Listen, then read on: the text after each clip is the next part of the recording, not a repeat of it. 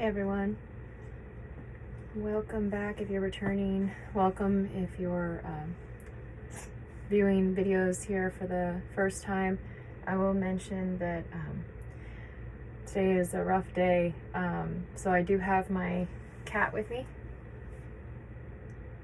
He's got a little bit of a cold right now. He's getting over it, so you might hear him sneeze in the background, but he is perfectly fine. It's just kind of excessive, but I need him for right now, and he's here for me, so I'm going to just kind of go through it. So before starting this video, I really need to start saying this disclaimer at the beginning, but I don't speak for all domestic violence, intimate partner violence, abuse, or any other kind of victim or survivor. I don't speak for anyone but myself and my experiences. I do my best to try to use facts that I've researched, and then kind of put them in with my own experience, but I don't speak for anyone but myself.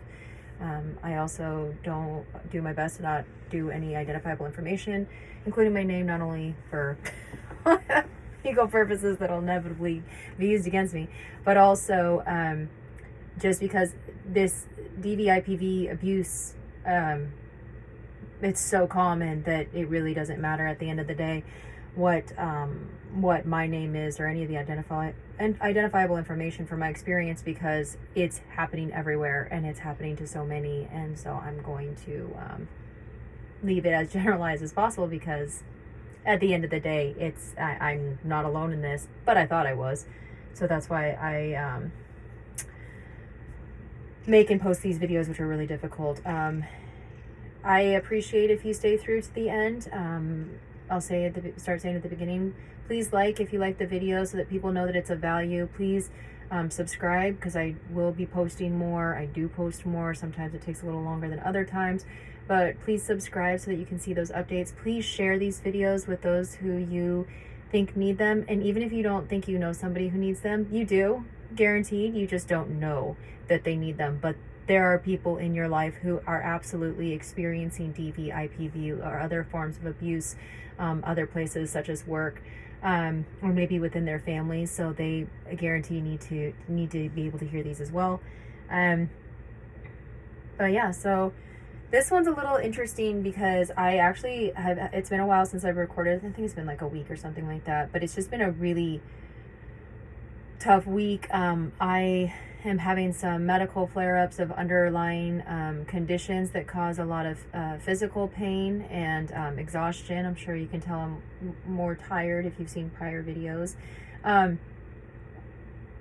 today when I awoke, I was fine. I was feeling fine, and then by the time I got to the point of recording this video, I was just like, man, I'm really struggling today. I'm really having a hard time, and why is that? And kind of going back through why I'm having such an emotionally just sad, and I hate to use the word depressed, because I'm not depressed. It's not prolonged, but I just feel sad. I feel loss, right?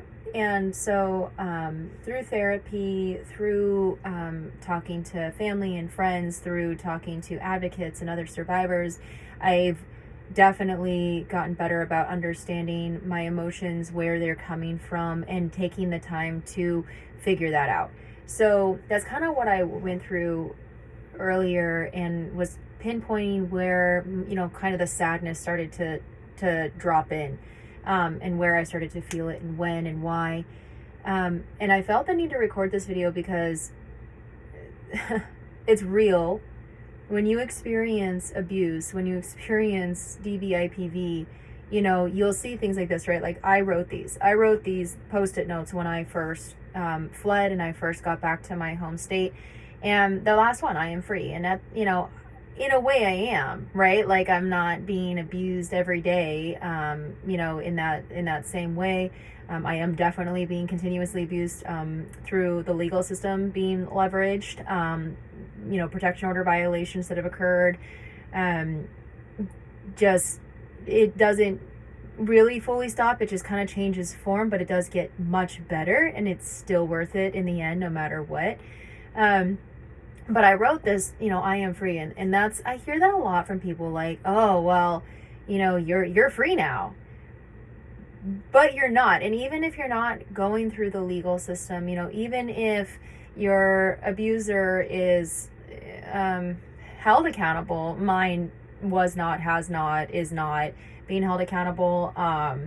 It doesn't really, it is what it is. Like, I can't do anything about that right now. But even if you are free, right? Like, your abuser is in prison, can't contact you, doesn't know where you are, so on and so forth. You might be free in the physical, but no matter what, you can't run from yourself. You're never free necessarily from what you experience internally, the just the overwhelm that is freedom out of abuse, out of DVIPV. Like, there's no, it's hard to make sense of. I said it in another video, but when I was in this situation, I had already accepted that I was dead. Now, physically dead, yeah, I mean, eventually, like, to me, that's what was going to happen. He was eventually going to kill me, and that was, like, going to be the end of it, right? Like, that was how my story ended. And I had accepted this. But what was really difficult too is emotionally dead, psychologically dead. Even if my physical body was here, like, I wasn't living. I was surviving. I was just trying to make it through, kind of just whatever to keep him happy, to just keep him calm. And you know, I would learn from an advocate, an amazing advocate. It's called Diffusing the Bomb. You know, learning all of these different ways, learning all of the different things that would set him off, and then recognize the signs going into it, and then knowing all of the ways to diffuse it, to back out of it, to prevent it, to redirect the attention, you know, to whatever I had to do, right? So my existence was one of physically living, but being emotionally dead. And then you go, you know, again, royal you, I'm just speaking in generalities from my experience. I don't speak for anybody else, but you go into, you know, this completely different world. Like, if you're lucky enough to get out, right? And God, I hope through this work and through the work of others, like, that will be the case for many, many, many, many more until it's all. But if you are lucky enough to get out, you're lucky enough to escape, you have to learn not only, like, okay, I'm physically alive, but then you got to learn, oh, I'm emotionally alive. Like, I have a life. I have a potential future. I have like the ability to experience things that maybe I want to experience that are for me, or it gets a little weird.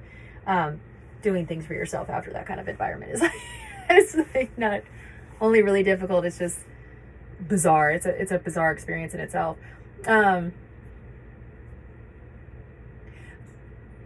So you got to learn to, like, relive. So you go from, like, survival to, like, just recognizing that you kind of exist, to trying to learn how to live in a world and and have a future that you literally never thought you potentially would have.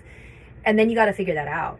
Now, if even, like I said, even if the perpetrator, even if your abuser is in prison, is not able to contact you, you truly are physically free, whatever, you still have to reconcile this. But then on top of that, if you are like me, where you're having to literally get raked through the legal system in more ways than one, repeatedly, we're going on 2 years now, and you continue to be traumatized and experience all of this and go through all of this, like,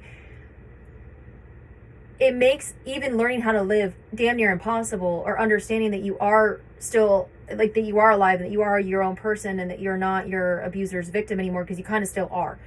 And I'll explain kind of how that plays out. So, you know, this morning for me, it kind of started with, I took this week off of work because I had intended on recording videos and, you know, working on things that I want to work on, that I need to work on, to raise the awareness and things that I've always wanted to do, and there are so many things that I've always wanted to do, but when you can't do them for 10 years, like, they stack up, right? Like, so I have so many, and I'm immensely creative, and I love to draw and paint and photography and write music and all of these things, write lyrics and poetry. There are businesses I want to start. There's just so much I want to do, but like, I can't right now, for various reasons. And it's not because I don't have the support of my family, my friends.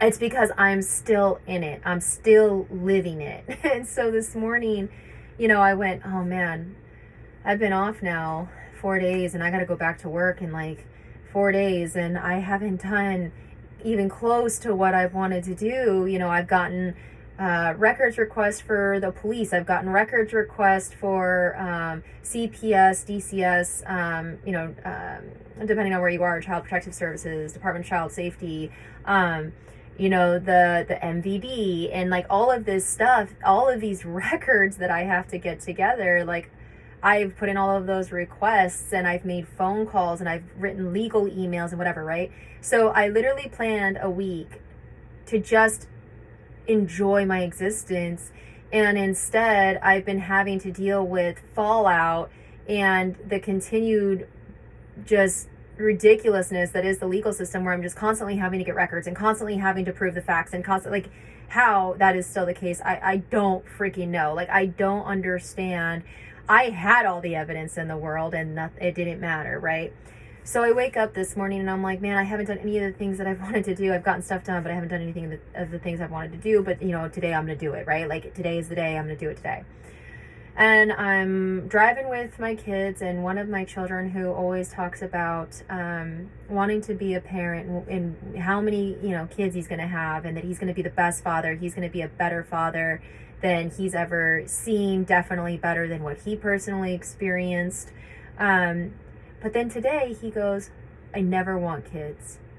Now, mind you, my best friend, I have one best friend that loves kids, has kids, great. I have another best friend that's an, antinatalist, doesn't want kids, whatever. Whether or not someone wants kids, that's their own personal choice. Like, that's not for me, that's for them, and that's their own personal choice. So I'm not upset or anything that he said this, but I go, well, man, that's a strange change, because normally you say this. Why did you change your mind? And he goes, because they're just so much work. We're so much work. Kids are so much work. And kids are always abused, and they're just so mistreated. And then there's, these parents that just get rid of their children, and, then they gotta beg for new homes. And now, in the mind of a child, this is what he's experienced. So he's blanketing this holistically to everything. And, of course, I allow him to, say what he's feeling and thinking, and redirect appropriately without minimizing his experience, but saying, bud, I know that that's what we've experienced, but that doesn't mean that's everybody's experience, and you can be that difference. You can break that cycle, right? Maybe you, instead of having genetic children, go on to adopt a child or children that have had this experience, and you give them a new lease on life. And so we go through this talk, and it just really hit me. It really hurt that I was like, man, this little kid who has all of the world in front of him is already making choices based on his experience of pain and suffering and abuse. And he's going to make decisions in his mind to reduce his chances of continuing to experience these things, because as much as I try to shield them, they're not stupid. They're people, and they observe. They know what I've been through with 2 relationships, one extremely abusive, one newly cropped up, very manipulative and odd, and abusive in itself. And so they see all this, and they see how hard I fight for them, and they see how hard I have to work. And he's already making decisions at his young age, very young, based on that. And it's very hard to expand him beyond that when he's experienced so much. So that starts with this. And then, I get home, and I I can feel the sadness starting to hit me. I'm sad, and I know that I need to do all of these things, and I feel this survivor obligation that I fully embrace, but it hits hard sometimes where I'm like, I'll hear people say, my family will say, oh, well, you survived, your voice for other victims, you get them out, whatever. And I go, yeah, I know, but like, I'm still in it. And sometimes I don't want to be a voice. Sometimes I just want to live there, what life I have left, however long that is. Hopefully it's a long time, but we don't know. I just want to exist. I just want to live my life. And sometimes I get really, really sad that it feels like I can't, and that isn't a choice. Now, ultimately it is. I go through these moments of sadness, and then I wake up and I'm like, okay, you know what? Like, this is my purpose. I do feel fulfilled at the end of the day when I like make these videos and I talk to people and I try to help victims become survivors, and like I do research on how to change policy, and I continue to keep my children safe. I continue to keep myself safe. I continue to draw my boundaries and hold my boundaries with people, and I'm learning how to do these, and then I'm going to share it with others. So at the end of the day, what I do is a choice. I don't do it out of obligation, but it doesn't change the fact that I feel that pressure, and I feel the pressure to move fast, because for me as a survivor, like, it is a matter of time until I am found. It is a matter of time until someone takes me out, until he takes me out, his very wealthy family, whatever, whoever it may be. Someone sees these videos and like doesn't want the truth being told, so they take me out. So there's this constant fear of running out of time. Then I only have so much time to record these videos, but then I have to also take into consideration what it does to me to record these videos. So I'm going through all of this, and I'm feeling like, oh my God, like I gotta record videos, I gotta take care of my children, I gotta work, I gotta do all this stuff, right? And then, as I said in another video, one of my guilty pleasures, I guess, is people.com, and I'm reading, and there's some really interesting articles. There's some really, really feel-good articles. There's some sad articles, but they're good because I learn a lot from them, and I can do research and I find things. And one was posted today. Gabby Petito's parents want to change the way domestic violence is treated in the U.S. Laws are changing. Exclusive. So I don't know Gabby Petito's family. I just read the articles that are publicly posted. You can literally look it up if you want to. You don't have to, of course. But I'm going through, and they're talking about how domestic violence deaths are, they believe, someone said in here, 100% preventable. And I don't disagree with that. If you are able to get a victim out and have them become a survivor, unless somehow their abuser finds them, somehow, you know what I mean? Like, isn't protected against them, like, that's not going to happen because they're not there, right? But our laws are so lax, and they just don't train appropriately, and they don't understand. And I don't know if it's intentional. I don't know if it's just lack of awareness. I find that hard to believe, but they fight to change policy and to enact laws that will help victims. Even I think Florida just passed the Gabby Petito Act, and it says that created a list of 12 mandatory questions law enforcement will be required to ask when responding to domestic violence calls. Now, they're not all listed. I'm going to look them up later, but this list includes, there's two, quote, did the aggressor ever threaten to kill you or your children, end quote, and, quote, does the aggressor have a gun, end quote. Now, I find these fascinating because the answer to the first one, irrefutably for me, was yes. Yes, had anybody asked me that at any time, the answer would have been yes. It would have been yes repeatedly, and it would have been yes from the beginning. Not right at the beginning, right? Because they gotta like lure you and then like trap you and all of that stuff, as the behavioral pattern of narcissistic abuse tells us and we experience. Does the aggressor have a gun? No and yes. At one time it was an heirloom that I had inherited that I actually gave up. Because I was so afraid of having a firearm in my house with him having access to it that I literally gave it to a family member, and I no longer have it. I also gave up all of my other weapons that were heirlooms. They were collector's items, but too risky. So one of the things that kind of hit me when I was, I say hit me so passively. I hope everyone understands it means like emotionally got me. It's just, I'm not really censoring how I speak right now. So I apologize if that bothers anyone. It's certainly not an intentional thing. But in here, it talks about grief. And it says that it's actually the subtitle, "The grief comes in waves."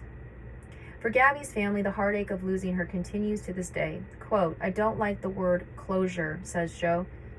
"You're never going to get closure of the loss of a child. There will always be a hole in your heart that's never going away." End quote. Another quote, "The grief comes in waves. Some days it hits you harder." End quote, says Tara. Okay, so like I was reading this, and that's kind of when it dawned on me that that's what I'm experiencing. So when I say sadness, I'm like, well, it's not depression, what have you. I'm not really a depressed person. I go through, episodes of sadness, I think just like everybody, but it's not persistent. It's not prolonged. Like this says, it comes in waves where like I'll be okay. And then all of a sudden I'm just like overwhelmed and I feel so exhausted and I'm just like, I can't do anything. I don't even want to move. Because like, what's the point? What's the point in moving? Moving's not going to do anything. I've been moving for almost 2 years now. 2 years, almost 2 years since I've gotten out, and I am still dying to live, dying to survive, like killing myself at work, killing myself at home, killing myself in the legal system, just trying, going.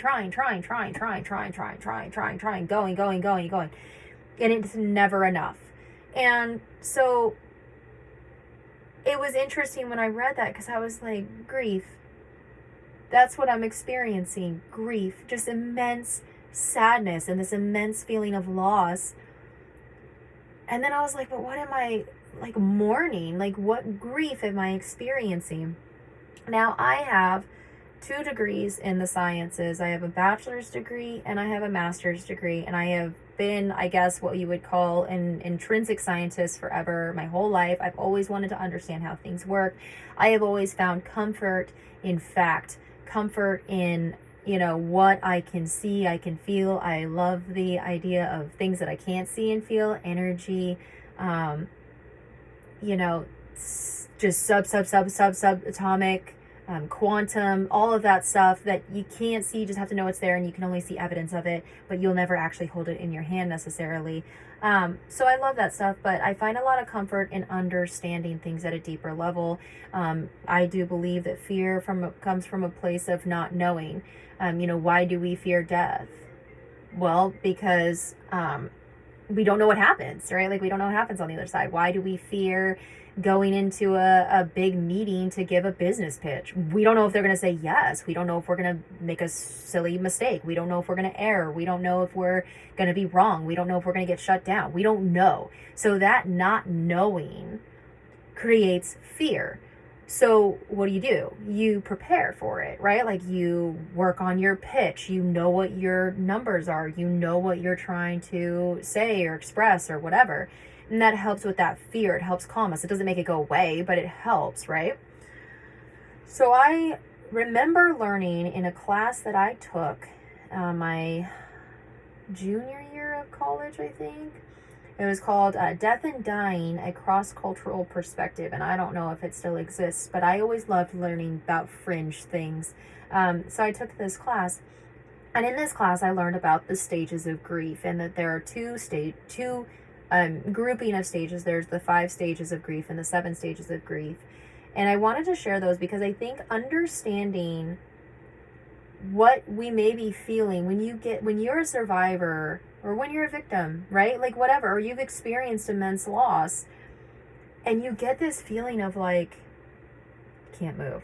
Like, I can't move. Like, I can't stop crying. I can't move. Or, man, I'm just so angry. Like, I don't even know what I'm angry about. I just feel angry. I'm just so mad. Like, what do I even do with this?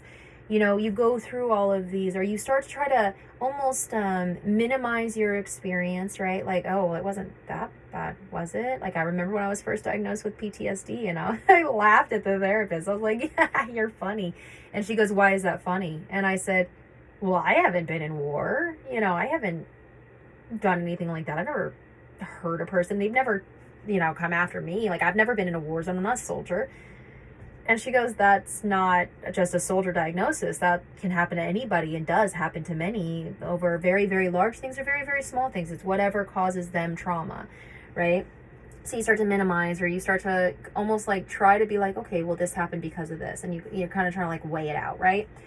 So with the 5 stages, I want to read this beginning. So this is on Healthline. Again, something you can look up. Hopefully I said that right. Kubler-Ross's 5 stages were originally devised for people who were ill, but have been adapted for coping with grief. Okay, so here's what's interesting. It was originally for people who were ill. Is being an abuse victim or survivor different than an illness? It literally causes physiological changes. It literally can make you sick. You're trapped. You can't do anything. You can't go anywhere. You can't. It is an illness. It really is. Like, I would be really curious to, and I'll probably do this later, but go on the other side and say, how is it not an illness? So this is, I think, why it applies. Her theory of grief became known as the Kubler-Ross model. While it was originally devised for people who were ill, like I said, these stages of grief have been adapted for other experiences with loss too. So what are you losing? What's the loss? The loss is an existence that you actually understood. You know, the loss is maybe the death of yourself, right? In the sense of like, there's a part of you that dies with this, where you're just like, I was this person, I knew, I understood this, and now all of a sudden I'm this other person, and like, I don't know how to even deal with this, but you end up mourning the loss of that prior person. According to Kubler-Ross, the 5 stages of grief are denial, anger, bargaining, depression, and acceptance. So I'm going to skim through. Now, my understanding is that all of these stages, everyone experiences all these stages, not all at the same time, not all at the same rate, and they don't experience them in the exact same order, and it can last forever. Like it's just a way to understand grief. It's not a way to get over grief. So denial. Grief is an overwhelming emotion. It is not usual to respond to the strong and often sudden feelings by pretending the loss or change isn't happening. Denying it gives you time to more gradually absorb the news and begin to process it. This is a common defense mechanism and helps numb you to the intensity of the situation. As you move out of the denial stage, however, the emotions you've been hiding will begin to rise. You'll be confronted with a lot of sorrow you've denied. That is also part of the journey of grief, but it can be difficult. So, examples: breakup or divorce. They're just upset this will be over tomorrow. I can tell you what's interesting about that is, as you go through this, or as I went through this, I also recognize that I did this while still in it. Why?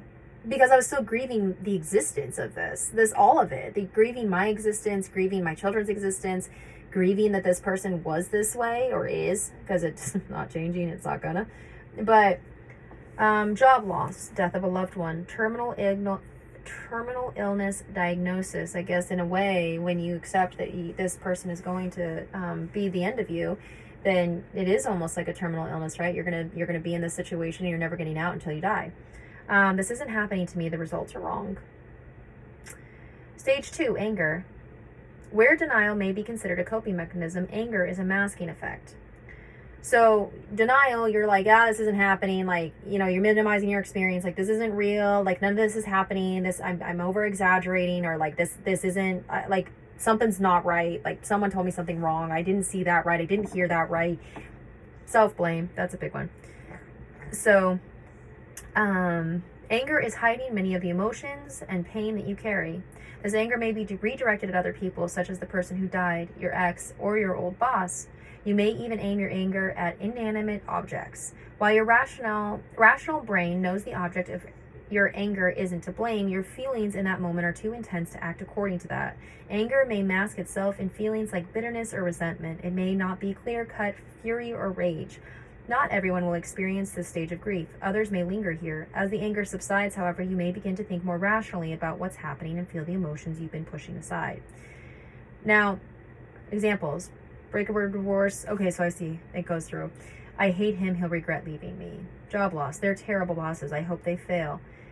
Death of a loved one. If she cared for herself more, this wouldn't have happened. Terminal illness diagnosis. Where is God in this? How dare God let this happen? Now, I don't necessarily say that anybody should believe in God or shouldn't. That's just the example that they use. So, anger. I think what's interesting is anger can express itself in so many ways. Like it said, resentment. It may not be physical anger.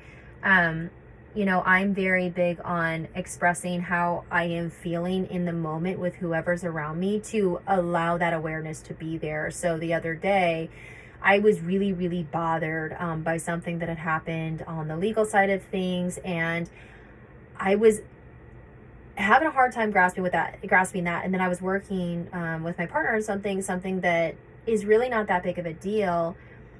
But for some reason,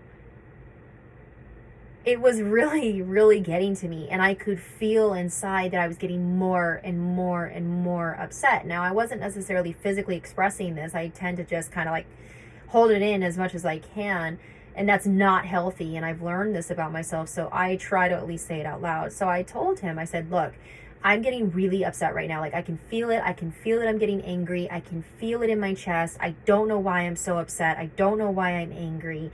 And then come to kind of think back and work through it by myself and with him. It was that this thing that I was doing was literally coming up with a routine was so upsetting to me because I had done it so many times trying to get my life on track, and it had been derailed by this, other individual or by past experiences. And so in that moment I was being triggered, and I'm still experiencing grief on a regular basis. And it was too much, and I had to walk away from it and then come back later. I still haven't fully come back to it just because it is very triggering, and I'm giving myself that space and grace to experience it on my time and not the expected or arbitrary deadline timeline that really doesn't exist, but I'm so used to living in that world that I'm having to reteach myself. Stage 3, bargaining. During grief, you may feel vulnerable and helpless. In those moments of intense emotions, it's not uncommon to look for ways to regain control or to want to feel like you can affect the outcome of an event. In the bargaining stage of grief, you may find yourself creating a lot of what if and if only statements. That's so funny. It's also not uncommon for religious individuals to try to make a deal or promise to God or a higher power in return for healing or relief from the grief and pain. Bargaining is a line of defense against the emotions of grief. It helps you postpone the sadness, confusion, or hurt. Breakup or divorce. If only I had spent more time with her, she would have stayed. Job loss. If only I worked more weekends, they would have seen how valuable I am. Death of a loved one. If only I had called her that night, she wouldn't be gone. Terminal illness diagnosis. If only we had gone to the doctor sooner, we could have stopped this. Now, I will note that it seems that all of these examples are very males saying this, in regards to about females. I don't think it was intentional. I think it's one of those it's not a minor inequity. What was it?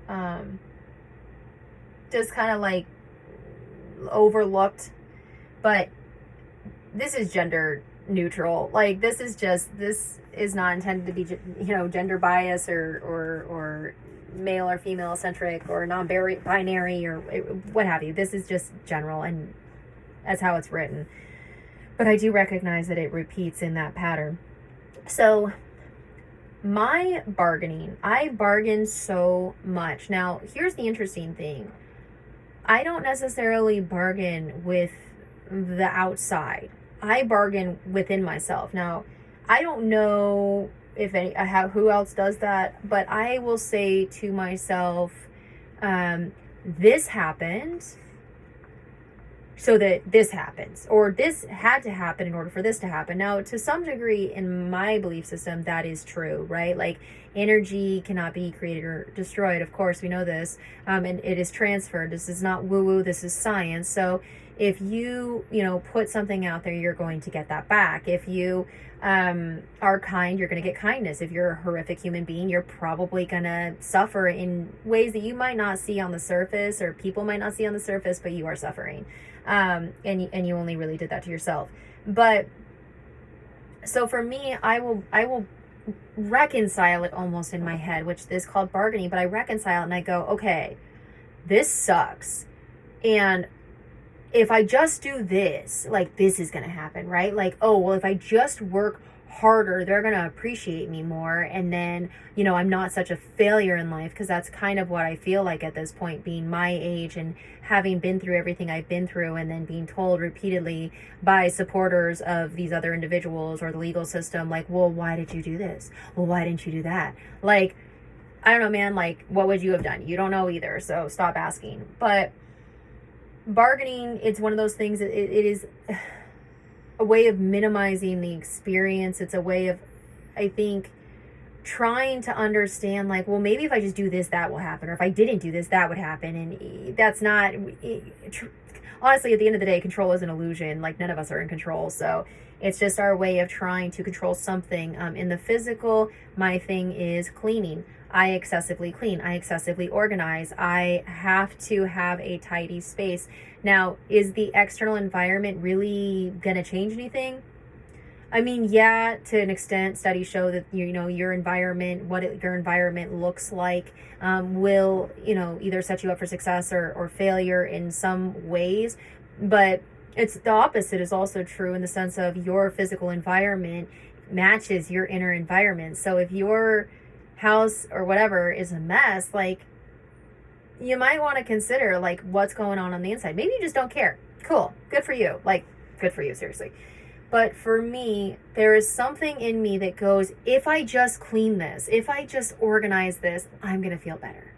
I'm going to feel so much better once I clean this and organize this, because it's straight and it's perfect, right?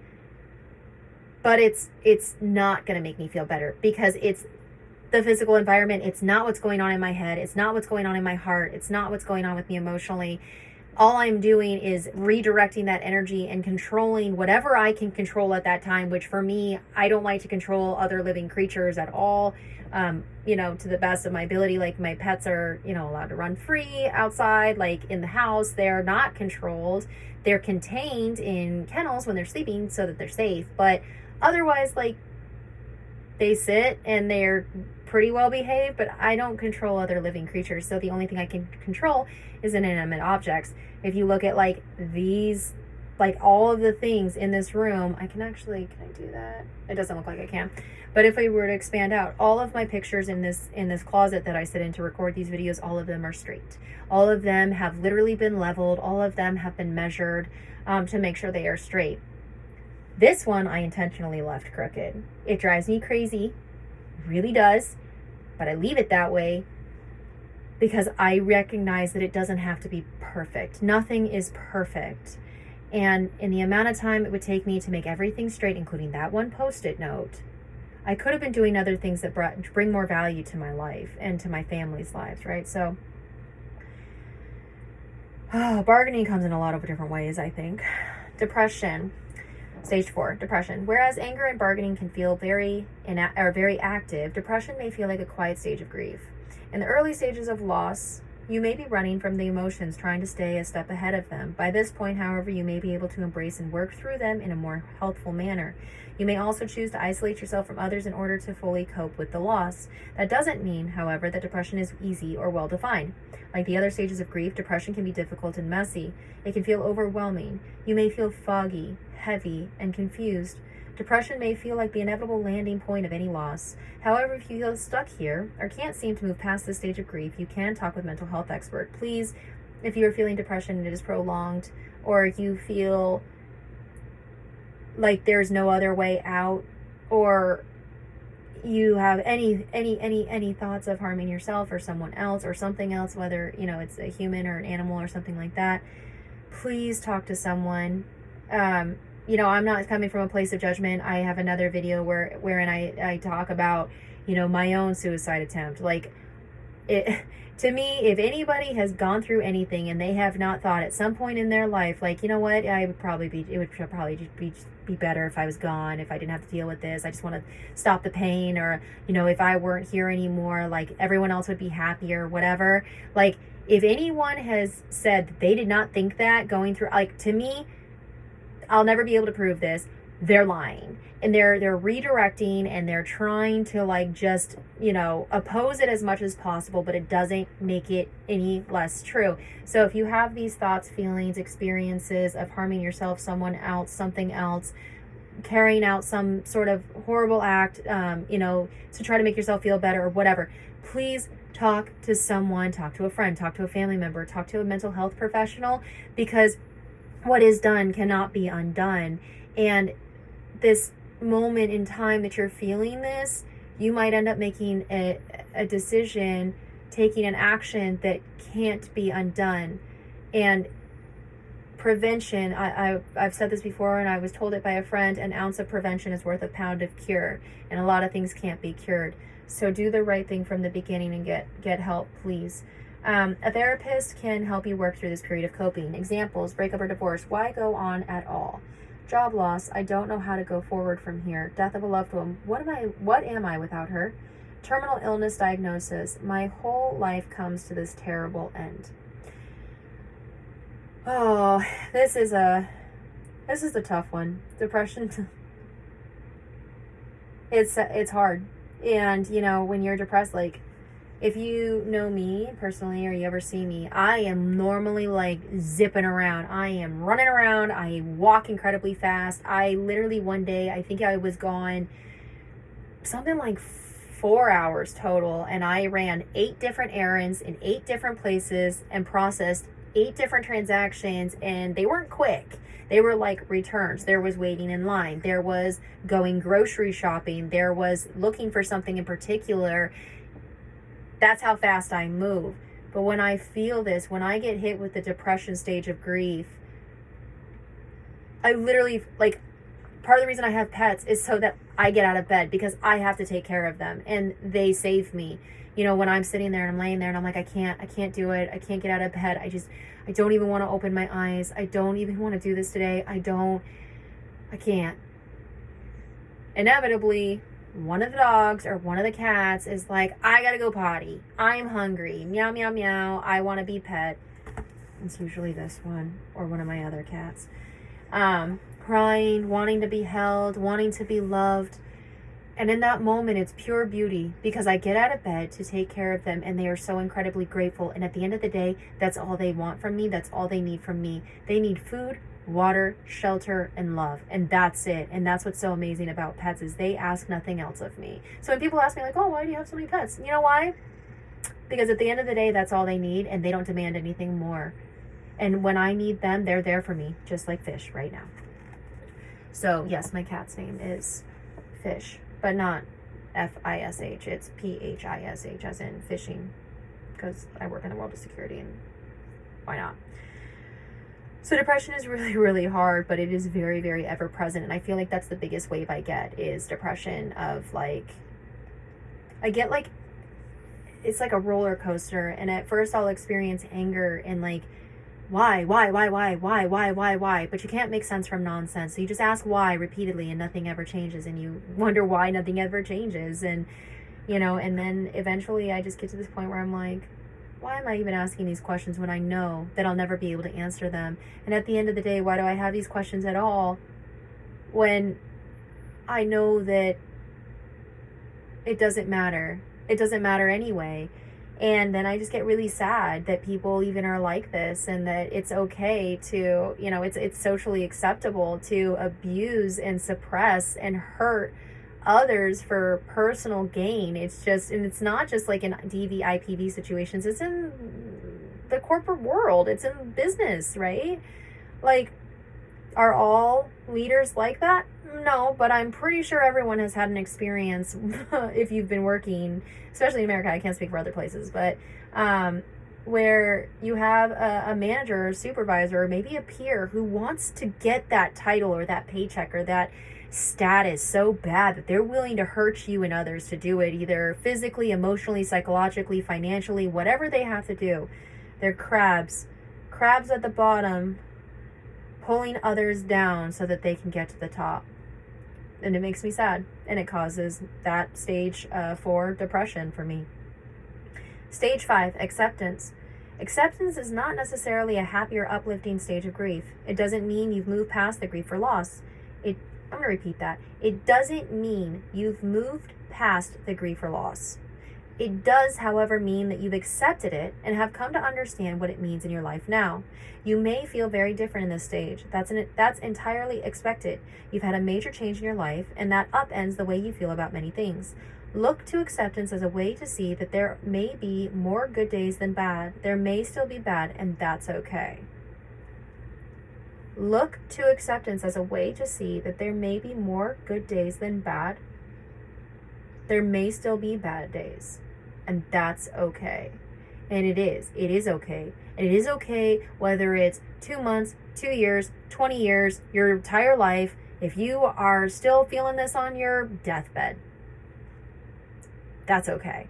Because at the end of the day, what you have experienced is horrible and has caused you some sort of immense trauma and immense grief that you're going to be working through because you're human. You're not a robot. You are fully permitted to experience your feelings and understand them. And when people say like, oh, well, control yourself. Perhaps you should control yourself when you talk, because that is not a thing. Like if you can understand emotion, you can maybe redirect or have a healthy output for your emotion, or a healthy input to allow yourself to experience the emotion in a safe place. You can understand it. Maybe you can reconcile it, or you can make sense of it. But at the end of the day, your feelings are your feelings, and you're not running from them, and neither is anybody else. So it is okay to have bad days, and we all have them. So just know that. But examples, breakup or divorce. Ultimately, this was a healthy choice for me. 100%. When people literally are like, holy shit, you have been through so much, and you just continue to go through it, and you keep fighting, and you keep, going, like, is there ever a time where you're just like, fuck it, I don't, and I'm like, yeah, yep. Like I have no more fight left in me. But you know what? I do, because at the end of the day, fleeing, protecting my children, everything that I've done over the last 2 years to protect myself, to protect others, to continue working, to continue applying myself, to continue fighting to learn how to live instead of just surviving, to not enable my abuser to control my life, it's all worth it. And ultimately, this was a healthy choice for me, 100%. Job loss. I'll be able to find a way forward from here and can start a new path. Yeah, and that path might not be what you thought it was going to be, right? Like, I've heard of so many people with career changes. They're like, oh my God, I got laid off, and I thought it was the end of the world, and I didn't even know how I was going to, make it and whatever. And then they find a new path, and they find a new way, and they're like, oh my God, this was so much better for me, and I literally never thought I would ever be doing this.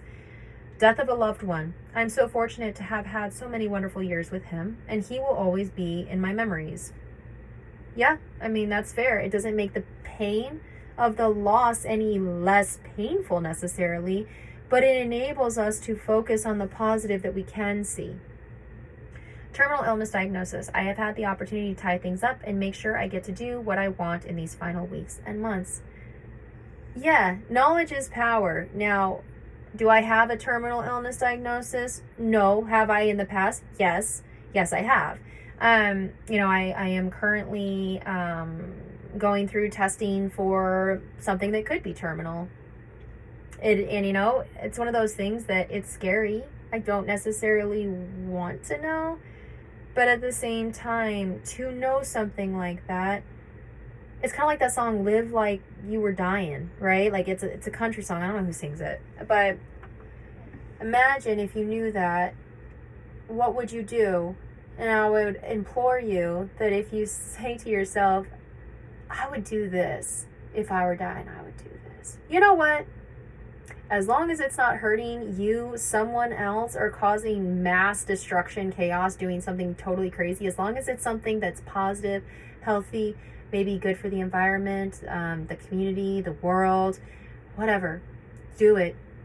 Do it. Don't wait until you're dying or you have a terminal illness, because like at the end of the day, we're all dying. You know, the moment we're born, we start to die, right? Like, I mean, arguably, some babies never even make it through to breathe their first breath of air, right? We hear about pregnancy loss all the time, and it's horrible. So we don't know when our time is. So if you want to do something, do it. Figure it out. Take a partner. Write it down, maybe if you think you can, or you don't have the resources or whatever, write it down, share it with someone else. Is it something that could be of immense benefit and you just don't have the resources to do it? Okay, well, it's still of immense benefit. So maybe you weren't the one who was meant to do it, but you were the one who was meant to come up with the idea and give it to another. You know, something I've always said, I would never, if you looked at like Martin Luther King Jr. and what he did, I used to use this example all the time when people would say, like, what do you do? This is before what I actually do now. But I would say, you know, I'm never going to be the person that delivers the speech. I will always be the person that wrote the speech, that did the research, that marketed it, that got people there, that brought people together. Am I going to be the face? No, and I'm okay with that. I don't need the attention. I don't want it. Honestly, these videos are extremely hard for me to record every single time. I do it because someone's got to, and that someone's me right now. But I cared enough about making a difference that I was okay with not being the one that got the attention. I was very okay with that. I was okay with the one not making a bunch of money. You know, before, when I had social media, Facebook was like brand new on scene. And I got my first Facebook right after high school. And going into college, and I was wearing my alma mater shirt. Wasn't my alma mater at the time, but where I would be going to college. And I remember putting together my Facebook profile, and it said the About Me section, and it said, I will spend my entire life devoting my time, my energy, my resources to helping others, and I'll probably be poor my entire life as a result, and I'm really okay with that. Now, is that how my life played out over the last, where are we at, almost 20 years, 17 years? No, that's not necessarily in the way that I thought. You know, it's not what I thought it would be. It's not how, I'm not living my life the way that I thought I was going to live it. But it doesn't change the fact that I give of myself to others consistently, to my detriment for the last, many years.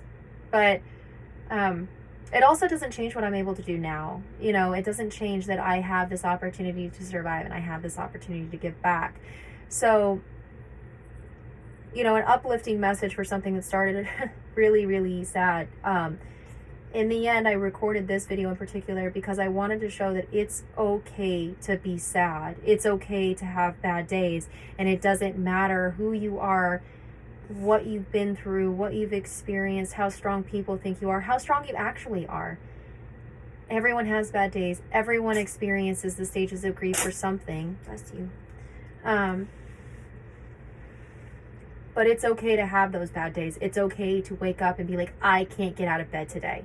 It's okay to have those feelings of anger where you're like, what is wrong with me? Like, why am I so upset? Like, don't hurt others, but feel your feelings. Don't minimize your experience. Don't compare yourself to others, because you know what? They're not living your life. And as I've said in many videos before, two people who are exactly the same could experience the exact same event, and their internal experience of that event are going to be completely different.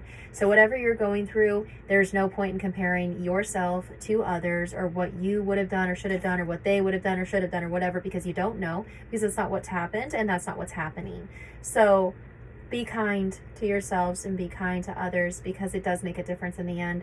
As I said at the beginning, if you find value in these videos, please click like so that other people know that there's some amount of value in them as well, whatever that may be for them.